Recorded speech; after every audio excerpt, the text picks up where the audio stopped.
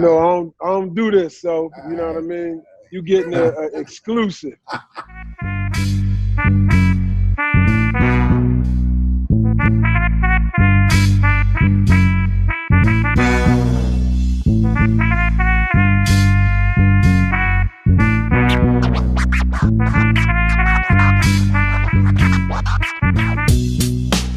Welcome, Black Cages Sports Talk, and today we're going to take on an all Delco perspective. For those of you who are unfamiliar with that terminology, Delaware County sits on the southwest border of Philadelphia, and like Philadelphia, it's a real heavy basketball region. And our guest today is one of Delaware County and Chester's finest, Eric Pooh Evans. Evans is the co-founder and a professional basketball trainer at FiDonce Development Center in Philadelphia.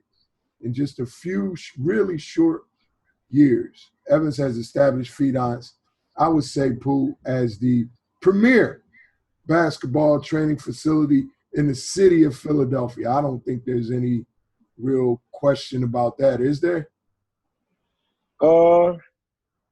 That's a heavy opinion. I don't know. I mean, who else does what are the other basketball training facilities in the city of Philadelphia? Well, I mean, from a trainer's facility perspective, you're right. There is no other that I can think of. So yeah, I gotta agree with you there. So all right. So I'm pleased to have Evans with me today because I think his perspective is really a unique one. He's really seen it all. He was a very, very, very good player in two proud basketball programs, Chester High and Cheney University. Who was your high school coach at Chester? Alonzo Lewis. He was my high school coach at Darby Township High School. The late great Ham Bone. Yeah. And at Cheney. Who was your coach at Cheney? Man, the late great Alonzo Lewis, man. For my first 3 years there, he was the head coach, and then for my senior year, we had a former, was a Cheney alum, Coach Marshall came in, along with assistant Keith Jackson. All right, so he did all of that on the court, but he was also really instrumental in helping his brother navigate a scholastic and a one-and-done collegiate career as really the consensus number one prospect in America. Now, that's a heavy load. You know, it's really only 1-2 of those situations every year.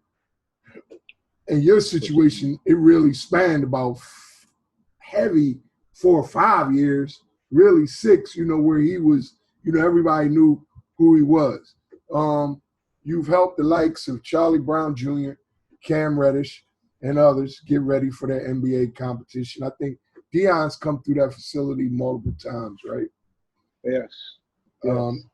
Currently, you guys are hosting pro-ams, alumni leagues, girls leagues, women's leagues, AAU events, camps, and showcase games. Is all that accurate, man? You got all that up in there?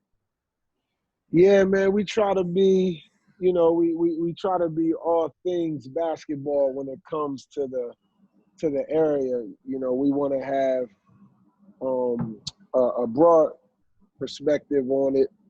We don't want to limit ourselves in any kind of way when it comes to basketball or training, period, for that matter. We do a little bit of girls softball and we do a little bit of football training. So we try to do, try to be well-rounded. But, yeah, anything dealing with basketball, bro, across the board, we're trying to have it here. We're trying to have this be the house of hoops. There you go. So I think really one of the biggest assets you guys have down there and one of the most valuable services you offer is just the instruction, the insight, and the guidance that you give to the young people that come through your gym, Pooh. I mean, I think you bring a real unique analytical lens to these issues. But before we get into everything, I have to ask you, because of the times we living in, how are you? How's your family? How's everybody? Everybody doing okay with all this virus stuff? How's the business? Have you really managed to navigate that with the business? Yeah, so appreciate you asking, man. I'm well. My family is well. My wife and my children are well. Um, I just lost my grandmother to COVID. She passed away on the 12th. The 12th, she passed away. So we're going to lay her to rest. That was pretty difficult, you know what I mean, the matriarch. But other than that, my family as well, man. You know, we're just trying to stay healthy, man. These are some times right here, brother. Yes, In the yes. midst. So, all right. I didn't have this question in mind, but since just watching the news today and I got you on, I think it's just we almost have to at least discuss it to some extent. Violence. You know, you and I grew up about 6 miles apart, Darby Township and Chester. Really predominantly, would you say, 99% Black communities? I mean, we might have a Puerto Rican or a white person Yeah, sneaking yeah, around somewhere, but yeah, really, Black communities. And the young men that, we were once in the 80s and the 90s, we were one of them. But today, Pooh, like they catching it from the police, they catching it from one another. I mean, it's younger and younger, 13, 14, 15-year-olds dealing with with gun violence. We see another young brother got gunned down by the police. What, if anything, can sports, specifically basketball, since that's something we both kind of participated in growing up, and we both had Alonzo Lewis really taking the reins on a lot of our experiences.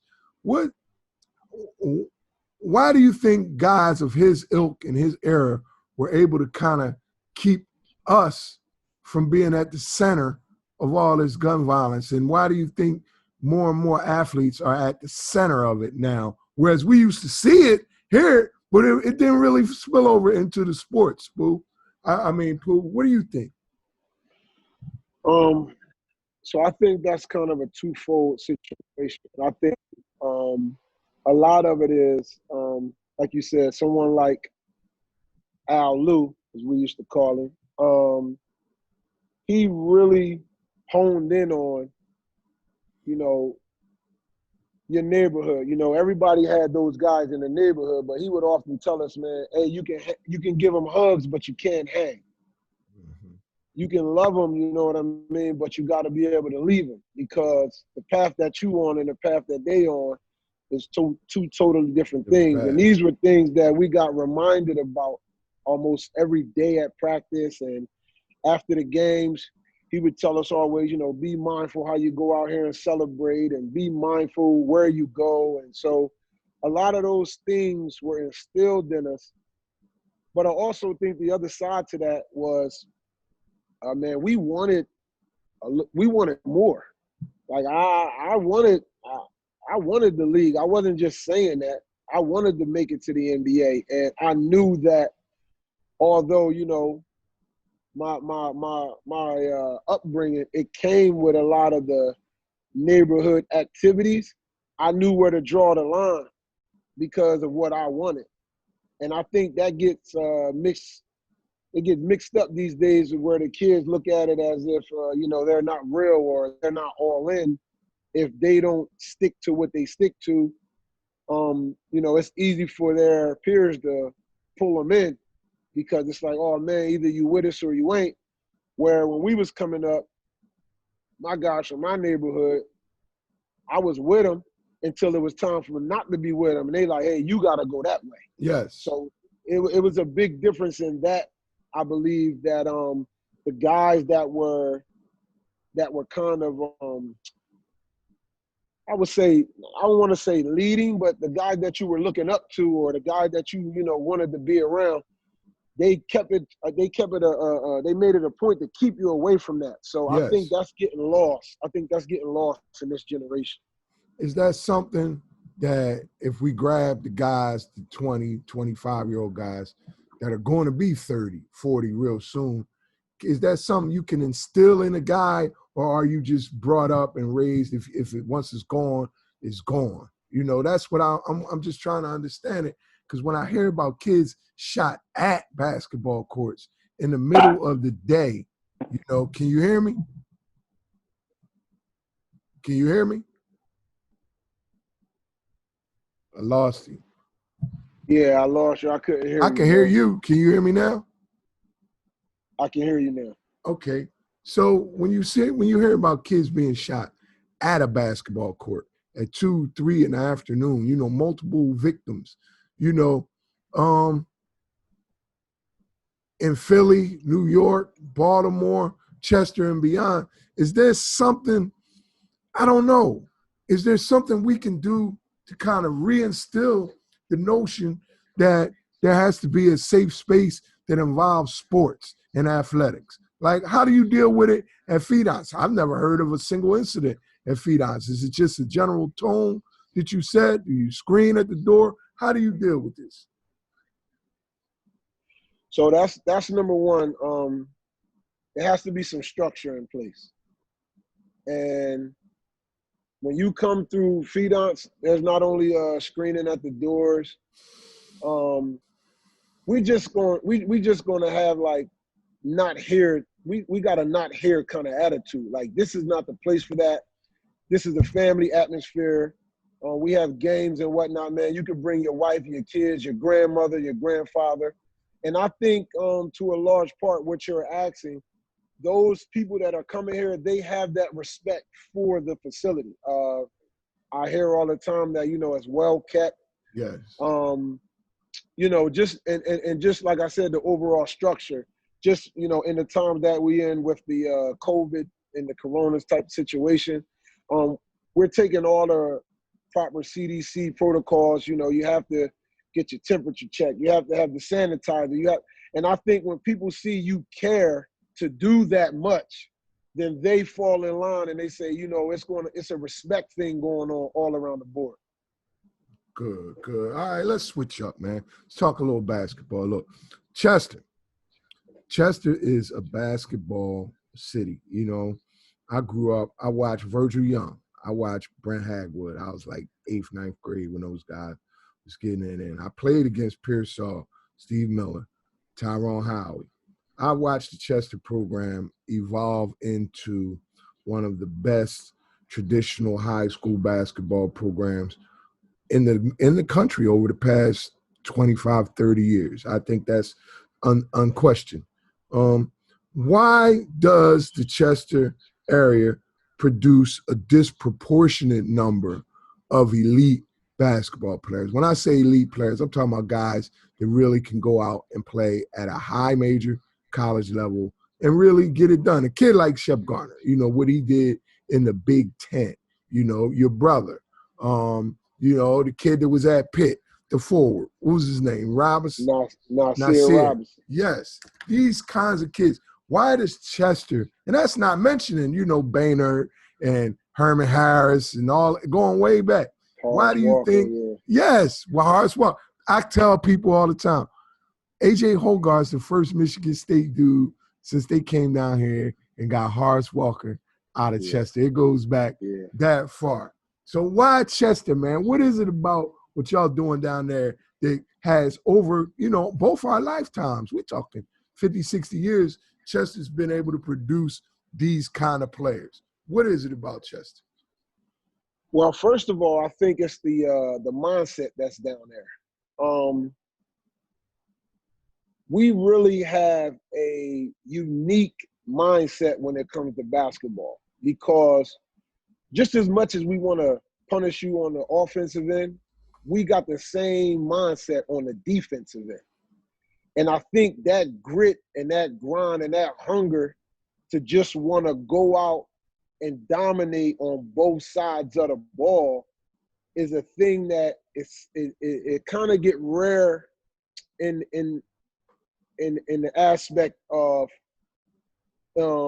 everybody wanting to do it. Like, you may have one or two in a certain place that's known, because we laugh at the notion that they say two-way player. Like, And that's all we knew. What you mean? If you couldn't play no D, you couldn't get on the court. Mm-hmm. And I think a lot of that comes from that mindset because we only got one high school down there. You know what I mean? So it's like, man, you got to be tough To wear to that make that jersey. roster. Yes, You know what I mean? yes. So it all, I think it all kind of fell in line with that, man. You know, it's a pride involved in that orange and black. And once you are you know, bred in that orange and black, you know, it's in your DNA.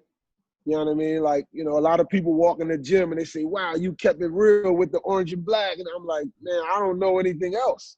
You know what I mean? Like, this is who I am. So I think that having that one high school and everybody had to battle it out, that right there, man, that started a lot in that lineage of the elite players, because to touch the floor, you had to be special.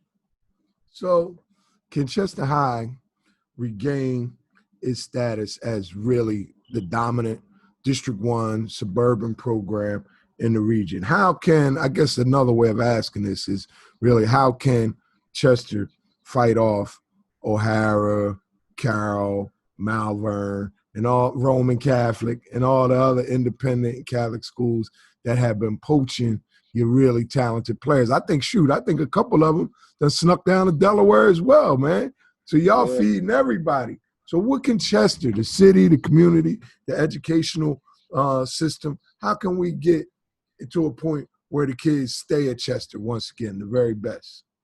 Well, I think you spoke on it, man, when you was talking about the violence. These families, man, you know, they're trying to have their loved ones see the age of 18, 19, 20. They want to see them graduate from high school and college, and the violence, having no respect of person, is what makes people say, okay, if these schools from other areas want to come in and give us a quality education, and they can take my kid off the streets of Chester, then we're going to do that, because it's about self-preservation first. So I think in order for Chester to get back, it has to be some control on the violence down there, because everyone is trying to escape it. And if you are serious, you know, about having your student athlete, your loved one, make it, man, you have to get out of there at this point. Like, we just had an incident, man, where a good friend of mine, shout out to KC for KC Electric, man, his 13-year-old son was gunned down, man. He was a phenomenal basketball player, a phenomenal football player. But he got gunned down, man. 13 years old.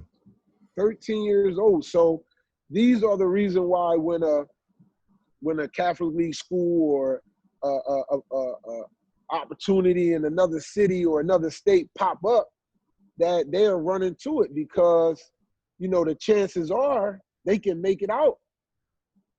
And coming from Chester, and I love it to death, it's just like, we got to do better down there. But because there is no respect of person, man, the violence is not off limits to anyone. So in order for us to get back as a community, we have to grab hold on that. And then, you know, we may be able to keep some of that homegrown talent. All right, let's talk a little business. Like I noted earlier, FiDonce is really the best basketball training facility in Philadelphia, and one of the finest in the whole region at large. But it is more or less as a startup. I think you and your partners just one day decided to put this thing together. So describe the last few years for the viewers and the listeners in terms of actually growing the business itself. What was your vision? Have you eclipsed? Are you on your way? Are you where you want to be? How things going business-wise? Man, you know, without a vision, the people perish, man. My vision goes a lot farther than where we are now. So this is just the beginning. It started off with just, you know, my brother, Sad Eye, Brian Watson, man. We had some conversations, and it was like, you know, being from Chester, I didn't realize that it was never an independent gym in the city of Philadelphia. Mm-hmm. And once he brought that to my attention, you know, he was like, man, you know, what would we need? I told him, listen, man, you know, we just need a building with this roof size and this amount of space. And so he said, oh, you know, we could do a warehouse. I'm like, yeah, we get a warehouse, you know, we can do X, Y, and Z and this, that, and the third. And we sat down and we talked about it and we mapped it out. And then if anybody know my brother, he moved out. We just moved out, you know what I mean? And you know, it started to fall in place. And but when we walked into the warehouse, we saw just a big blue space. I brought a couple of AAU programs in, and because at first, Dale, my mindset was just to train. I just want our area, man, to evolve in that way. I think we have a lot of talent and we have a lot of muscle, but it's so underdeveloped. I look at us, man, and we can put 3 and 4 guys in the draft in the same year, man. We have that kind of talent here, but it's not developed in the way that it should be. And that's one of the reasons why I wanted to talk to you today, man. You know, so we'll get into that a little later, but I brought the AAU programs in. I gave them an idea on what I wanted to do. And through their admission later on, when they walked in the building, they said, man, when you were telling me what you wanted to do, I couldn't see it.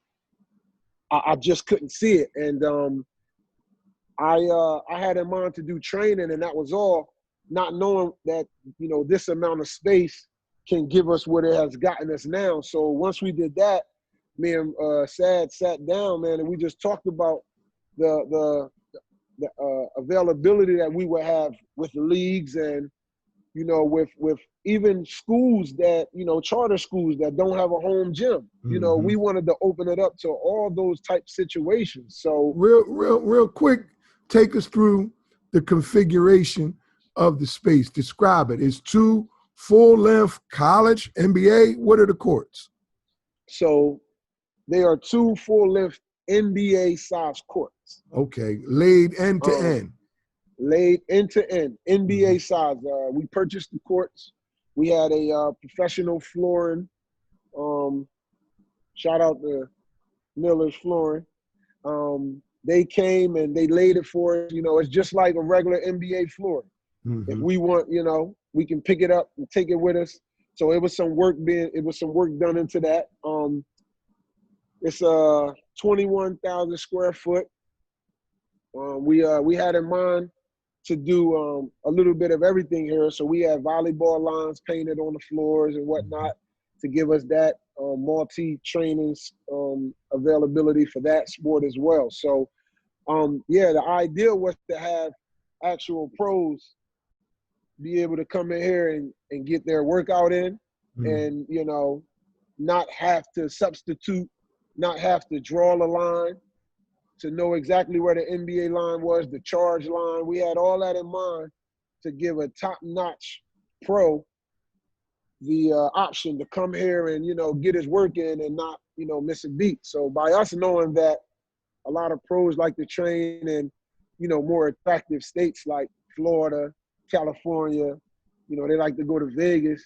We wanted our facility to basically be the attraction because, you know, to a lot of pros, man, Philly's not sexy, you know. Not in the off season. That's a work. Yeah, that's a work visit. Yeah, exactly. So, that was our mindset, to build something, man, that a pro wouldn't mind coming in here every day, getting his work in. So that's what we set out to do, and through a lot of acknowledgement through others, man, it seems though you know we've accomplished that, but we still have a bigger vision in mind.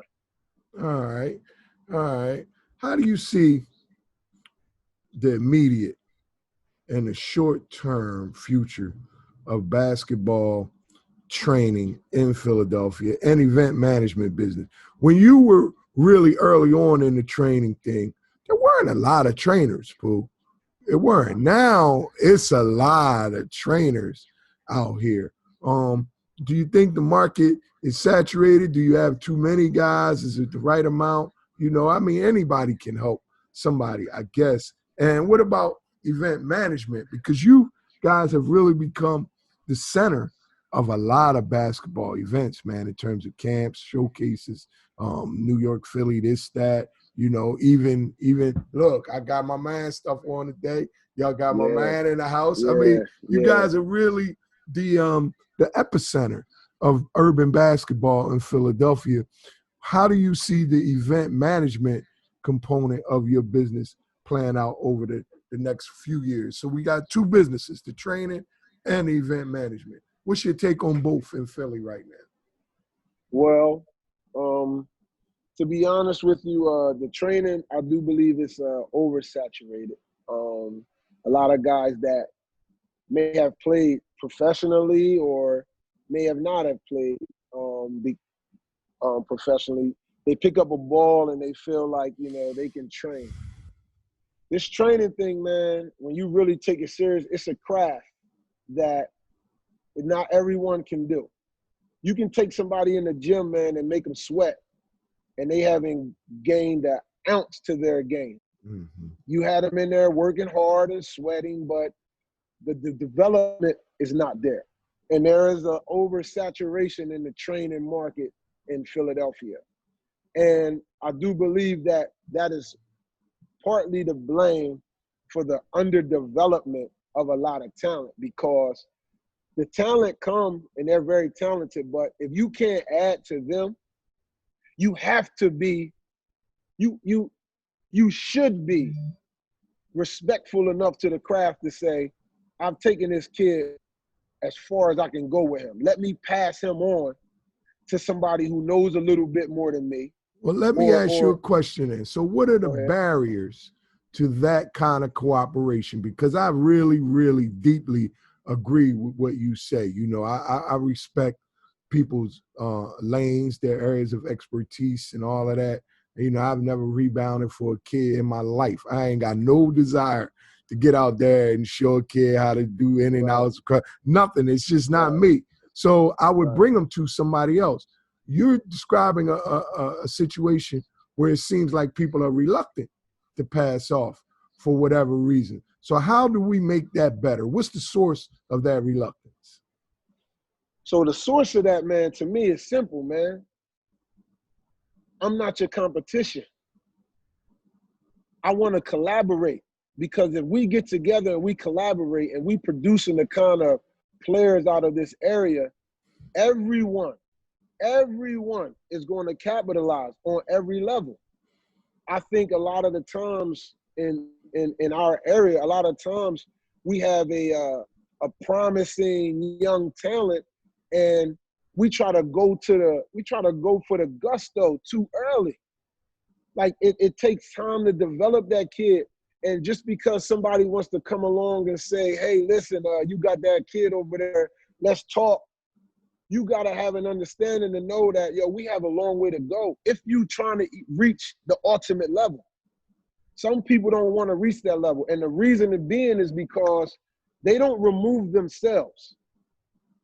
The people surrounding the talent, the handlers or whatever you want to call them, they don't do a good job of removing themselves. They make it about them too much.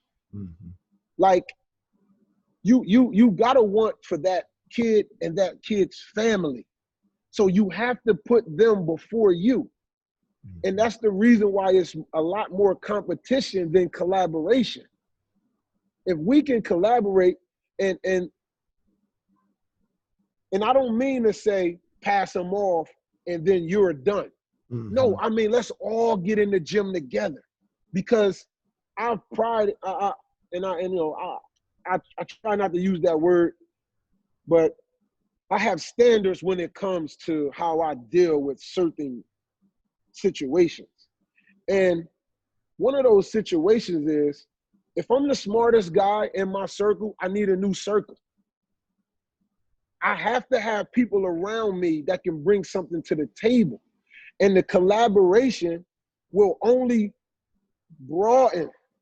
It will broaden the basketball scope, because now what one person doesn't know, another one in your circle will, because I believe there's safety in a multitude of counsel.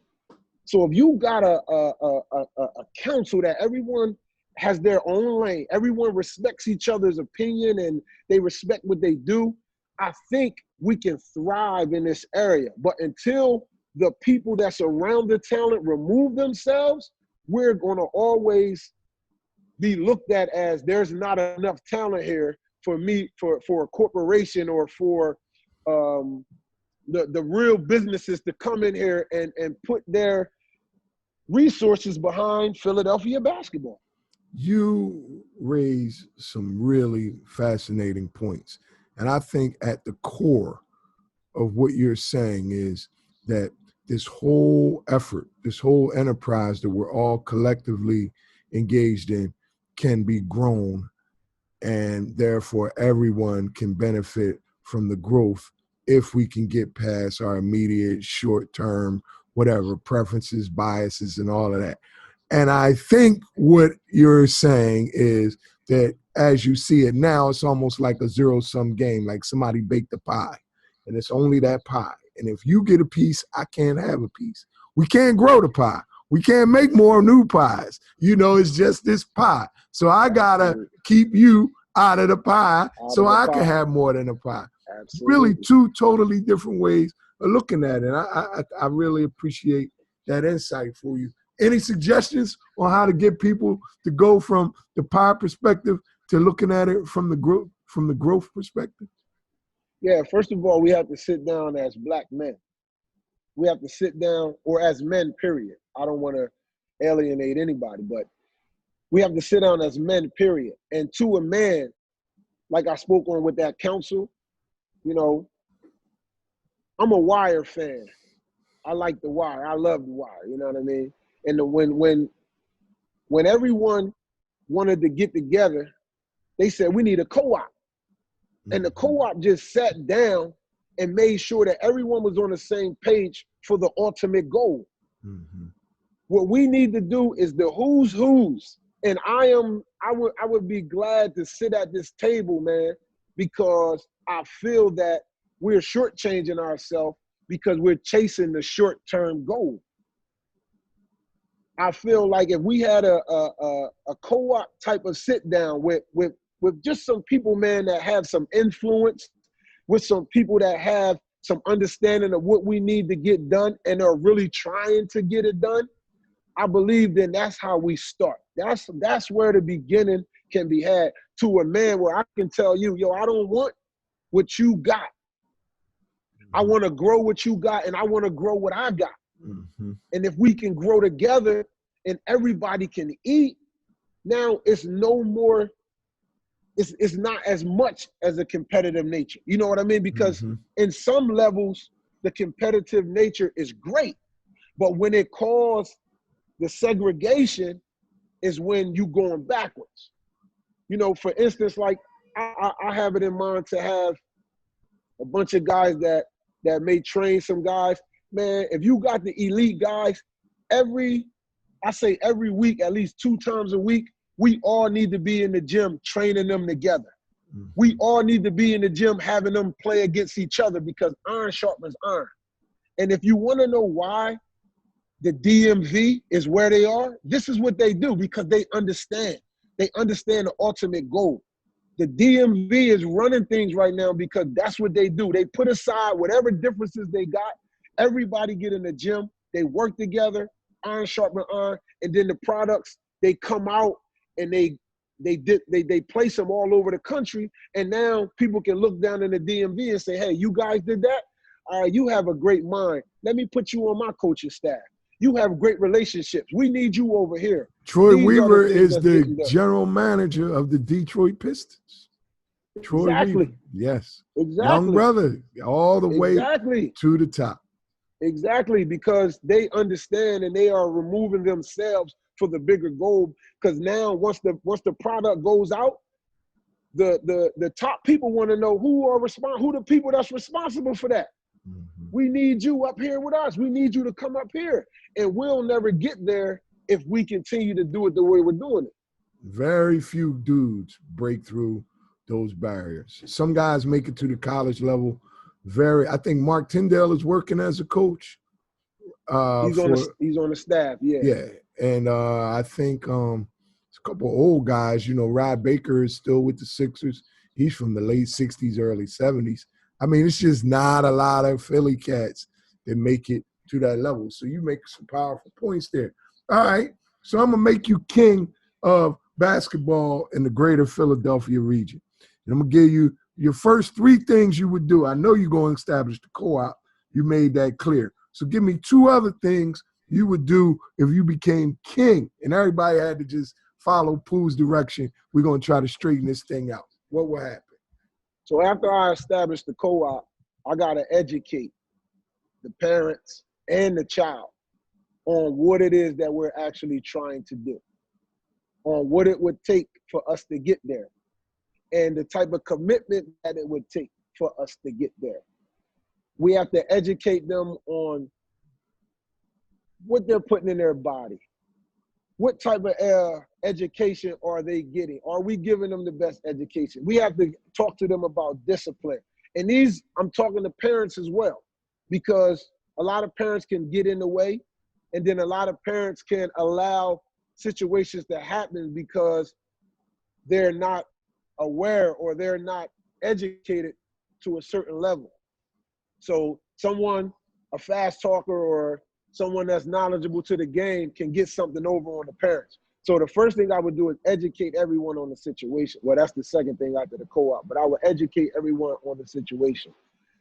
The next thing I would do is to make a mandatory program that everyone involved has to follow. And that's from a basketball perspective, and that's from a management perspective. Okay, the guys that want to handle it, the guys that want to be in the room where they're talking to GMs and whatnot. All right, we have to put you in a position where you can take some classes to be an agent, or where you can study under someone to be a GM. We have to make those type of moves. So those would be the things that I would be doing. I would be putting people in certain places that they can build relationships and they can thrive in that area. And I would be educated along with building the co-op.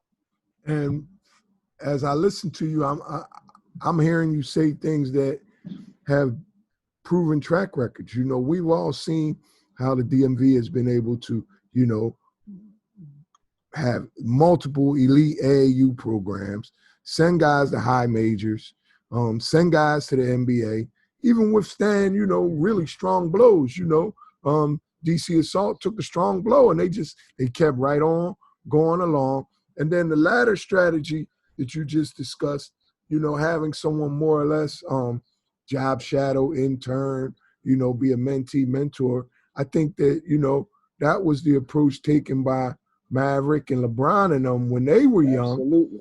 And they just say, hey, you know, maybe we don't know now, but we have enough leverage to say, y'all got to let my man in that room and show Absolutely. him. Absolutely.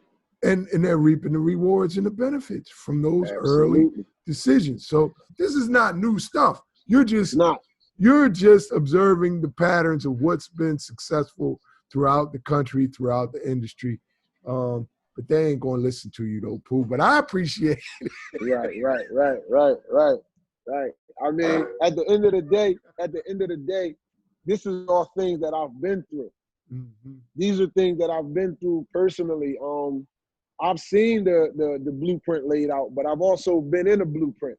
Mm-hmm. You know, not many people can say their product was number 1 in the country. Yes. Not many people can say their product was was the top freshman in the country and was one and done. And, you know, we had a strong hiccup where, you know, It was a situation, you know what I mean, where my brother got caught up in and we still got drafted number 4. Yeah. You know what I mean? So I understand everything that I'm saying. It's not something that I've watched from afar. It's something I've been through as well. I've had the pleasure to meet some of those people that you spoke on, the Mavericks and the Rich Pauls early on, and the Worldwides and all those guys, man, to get some of that firsthand perspective on, wow, so it's not just something that they can do. Like, nah, this can be done. Mm-hmm. This can be done. So look, let's say mom comes up to you, her boy is 11, 12 years old, maybe 6 foot, 6'1", 6'3". He really, really likes it. Some kids just, you got to push them and pull them. And other kids, you got to pull them and push them off the court, and he's one of the latter. So this kid is obviously very, very talented, good student, and his parents just don't know anything about anything. And so they just beginning this journey. How do you help parents understand where they can exert the most positive energy and influence in the process? How can they be strong, positive role models in their child's basketball development, but also just stay mom and dad and don't get all caught up? So, man, that's a tough thing to do, but it has been done. I have done it personally myself. So one of the first things I always do, Dale, is I let them know how long of a process it is. It's a long road. And throughout those long roads and those long trips and journeys, it's the smallest things that can derail you. Mm-hmm. So from telling them about how they have to sacrifice as well. Like that kid gonna have to sacrifice. There's things that I tell my parents, I'm like, listen, this kid, he's not gonna be able to stay up all night and play Fortnite like the rest of his friends do. He's gonna have to go to sleep. You're gonna have to make sure he go to sleep. He's not gonna be able to go skating when all those kids go skate. He has to put his hours in the gym. You can't just drop him off to so-and-so and do your running around. You have to make sure that he gets to the gym. You have to make sure that he's eating right. So I let them know how much of their involvement is necessary, as well as the sacrifice for them. That's number one, what I do. I don't want them to feel like, oh, once that kid is in the gym, that's where everything. No, that's not it. That's just a small part of it. The other thing that I think that kind of gets away from it as well, like you said, once the kid does begin to flourish and they start to get a lot of the love in the community, they don't know how to stay. No, I'm just mom, I'm just dad. We're going to keep doing what we've been doing, and we're going to keep talking to our immediate circle and find out what we can do better and how we can add and whatnot. Some of them get, they get that community love, man, and they just start flipping the script. So, you know what I mean? So, you have to understand too that's a part of it, man. Some of them people have never gotten that type of attention. Yes. Some of them people have never gotten that type of recruitment or that type of courting. You know what I mean? And in the social media age, man, it's just intense. Guys that don't start AAU, don't start high school, they got Instagram pages and all of that other stuff with videos, and it's just a new world. So look, talking about the new world, A.J. Hogarth left the region after his 10th grade year. This past year, Chance Westry, Jalen Duran, and Justice Williams also left the area after their sophomore campaigns. These national basketball academies, man, they offer these young boys some things that are very, very attractive. Really good living accommodations, very good nutrition and weight strength training, and a full-time schedule, a national schedule, and a full-time focus on basketball development. What are your thoughts on this, man? You guys over the years have done really well. I can imagine, it'd be hard for kids like Rondé and Lonnie from Reading to do what they did coming through right now. I mean, those guys didn't waver. One AAU team, one high school team, all the way through. You just don't see that anymore. Talk about that. What are your thoughts on the way things progress these days? So one of the reasons why I feel like a lot of the kids leave the area, one, the national exposure is a big deal.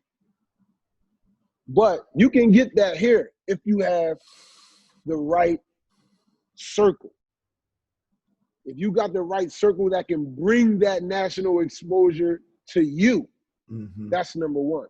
But that only comes, Dale, if you nourish the talent. A lot of these guys that's leaving, their talent is not being nourished. Their mind is not being nourished. Their relationships to whomever, whether that be college, whether that be high school coach or AAU coach, is not strong. The relationship is not strong.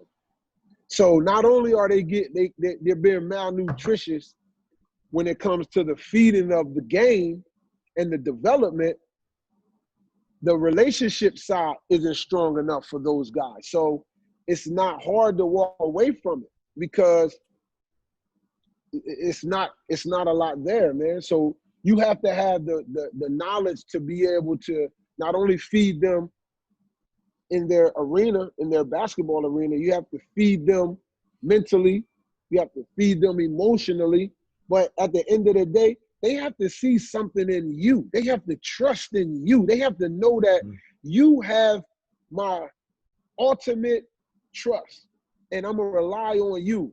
And I can do that because you haven't steered me wrong. And a lot of that is missing when it comes to the area, when it comes to the talent that we could bring that national attention to us, man. When my brother was in high school, man, we had guys that wanted to come from all over to play with him. They were coming from all over, and I think it can be done still if you know think how we to do could it. get that back? You think we could have one of those types of programs that could compete with Montverde, IMG, Huntington Prep, and Sierra Canyon for national players, attracting them to this region to play that kind of schedule? I think we can do it. You know what I mean? We just have to collaborate, man. We can't do it with we have a lot of single entities, man. And to get to that level, it has to be a collaboration, man. It has to be a community effort. These programs that we're talking about, they wasn't built by a single entity. They were built by collaboration. They were built on the power of partnership. And a lot of these kids are benefiting from it, which in turns allow the people that started the partnership, they're all benefiting because they understand. And we have a lot of single entities in our area. And that is why we can't compete. Stunning growth. We have maxed Absolutely. out with that structure. Absolutely. Well, look, you talked a little bit about the level of cooperation that you've witnessed in PG County. And I do know some guys down there, especially in DC as well.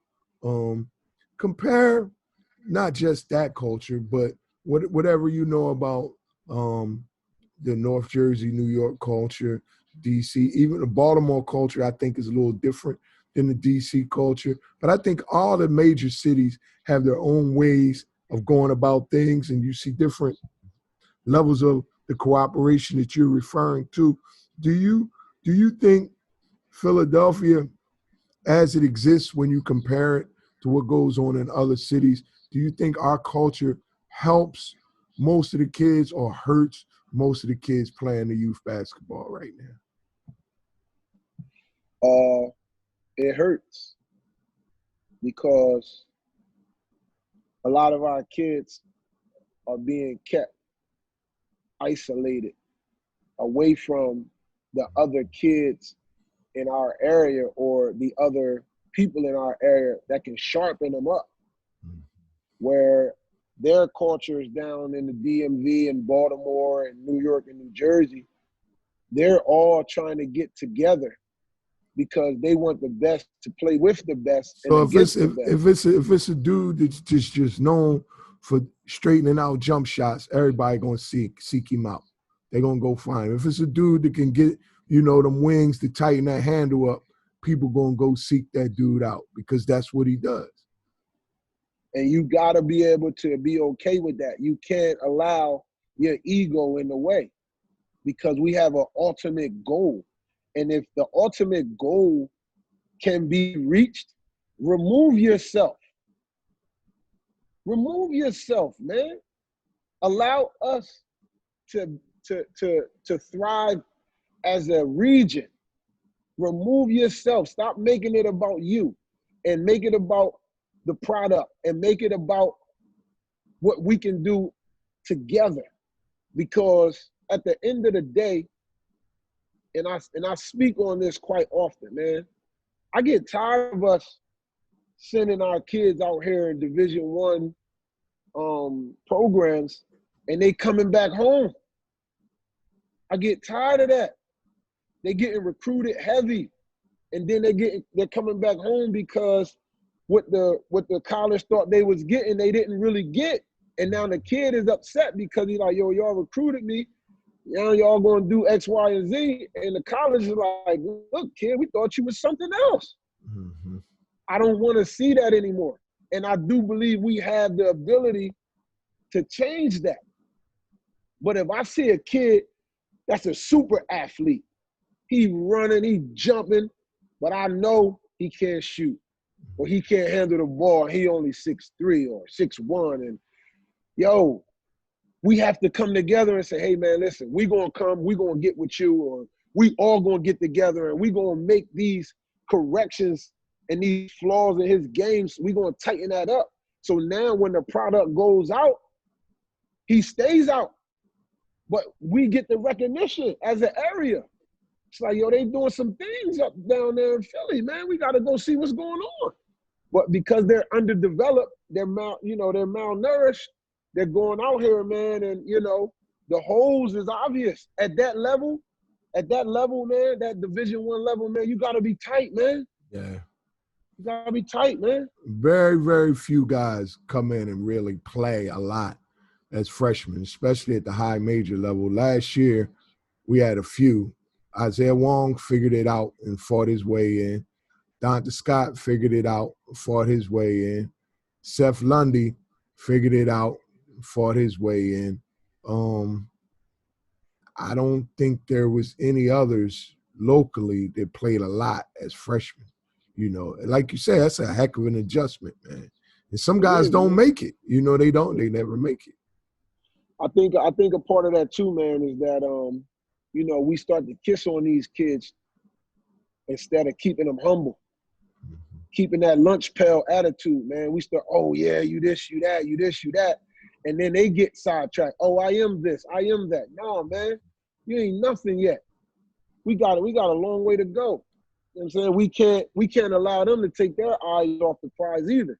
So while we want to congratulate them and give them good words when it's due, we also, man, got to let them know, man, don't take your foot off the gas. We got a lot more to do. So are there any issues, any areas, anything that I haven't brought up or covered that you would really like to go on the record having a discussion about? Man, again, not nothing that you haven't covered, because you pretty much, you had a nice array of questions. I just feel like I want to say this again because I'm really sincere about it. I would like to sit down, man, with anybody who has this type of mindset. I don't want to work with people that don't want to cooperate. You know what I mean? I want to work with people that want to get the job done. But if there's anybody with the kind of mindset that we can come together to make our area better, where we can put out products, I would love to sit down with you. I would love to discuss some things with you. I would love to work with you so we can put products out here that can benefit the whole area. Not just one group or not just one clique or not just one school or not just one program. I wanna sit down. And if you have this mindset, I would love to sit down with you. But I'm also a realist and I know that everyone don't. So if you don't have this mindset, that's okay with me too, because I plan on doing it and I'm doing it and I'm gonna do it. So I'll see you at the top if you make it. All right, so what's on the immediate horizon for FiDonce? You guys are one of the few places where young people can come right now and play competitive basketball in a safe, responsible environment. What are your plans for the fall and the winter? They knocked off fall sports in District 12, and it looks like most of District 1 too. Like Chester ain't doing no football, are they? Nah, they wiped it out. They wiped out Academy Park. They wiped out the Catholic League. They wiped out the Public League. What are you guys going to be doing in the fall, man? So I'm working on some things, Dale. You know what I mean? I can't give it all away right now because it's still in the works. Mm-hmm. But I'm working on some things, man, with some middle school situations, some high school situations. That's another good thing about being an independent gym, independent facility, you know what I mean? Don't get me wrong, we're going to follow all CDC protocols and we're going to follow state laws and whatnot. But we're trying to partner up with a few different groups, and it's some things in the works where we possibly can have something for our kids and our schools to still do Okay. with the help of the city. We need that bad. And are you still getting on the court? If I got a sixth grader, man, and I say, look, I want Pooh to train him, though. I don't want to just come to FiDonce. I want Pooh to get on that court and take care of my son. Are you still training? Do you do it? If so, do you do it individually, in groups? How you giving out the knowledge these days? Yeah, man, I'm still training. Like I said, it's in my DNA. It's what I do. I'm doing some, very little individual, but because of the CDC situation, I'm doing like smaller groups where I'm having maybe 4 kids at a time and things like that. But yeah, I'm doing it myself personally in a lot of cases. There are some cases where some of the beginners and more intermediate have to work with some of my other trainers before they get to me because my schedule is kind of tight. It's only me. It's only one of me. So, but it's all the same program. It's a FiDonce program. So, you know, we want them to work in that same type program. So by the time they get to me, you know, it's a cookie cutter. We don't have to go back. You know, they have certain amount of skill development already, and then, you know, we just build on that. But yeah, I am doing it personally still.